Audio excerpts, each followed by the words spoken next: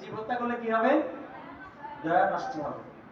তাই এখন প্রশ্ন করতে পারেন যে তা আমি তো হত্যা করি না প্রভু, বাজার থেকে যারা হত্যা করে ওখান থেকে কিনে এনে একটু খাই। বৌদ্ধরা, বৌদ্ধের যারা ভিক্ষু আছে না, ওরা নিজেরা জীব হত্যা করে না, কিন্তু জীব হত্যা করা কেউ দিলে ওরা খায়।